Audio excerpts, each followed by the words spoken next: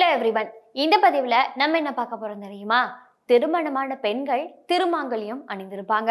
அந்த திருமாங்கல்யத்துல என்னென்ன விஷயங்களை செய்யக்கூடாது அப்படிங்கிறத பத்தி தான் இந்த பதிவுல நம்ம தெரிஞ்சுக்க போறோம். குறிப்பாக திருமணமான பெண்கள் தான் திருமாங்கல்யம் அணிந்திருப்பாங்க இல்லையா? அப்படிப்பட்ட பெண்கள் வெளியில அடுத்தவங்க பார்வைக்கு படும் வகையில அந்த திருமாங்கல்யத்தை அவங்க அணியவே கூடாது. எப்படியுமே பெண்கள் முதல் முறையாக திருமாங்கல்யம் அணியும் போது தங்கத்தால் ஆனது மாதிரி தான் செய்து போட்டுக்கொள்வாங்க இல்லையா?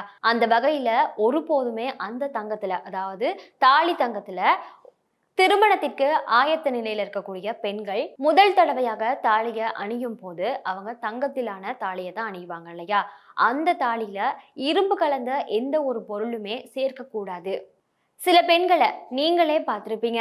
என்னன்னா, அவங்களுடைய திருமாங்கல்யத்துல சேஃப்டி பின் இருக்கு இல்லையா? அதாவது சட்டை பின்களை குத்தி வைத்திருக்கத நீங்களே பார்த்திருப்பீங்க. ஒரு நாளுமே அவங்களுடைய திருமாங்கல்யத்துல இப்படிப்பட்ட பொருட்களை மாட்டி வைக்க கூடாது. இது அவங்களுடைய கணவர் இருக்கிறார் இல்லையா?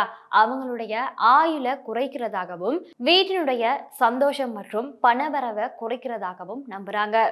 இந்த விஷயங்கள்லாம் உங்களுடைய வாழ்க்கையில நீங்க கருத்தில் கொண்டு முக்கியத்துவம் அளித்து வாழ்வீங்களாக இருந்தா உங்களுடைய இல்லற வாழ்க்கையும் சிறப்பாக அமையும் என முன்னோர்கள் சொல்றாங்க. இந்த பதிவை பத்தி நீங்க என்ன ஃபீல் பண்றீங்கிறத மறந்துடாம கமெண்ட் பாக்ஸ்ல பின் பண்ணுங்க.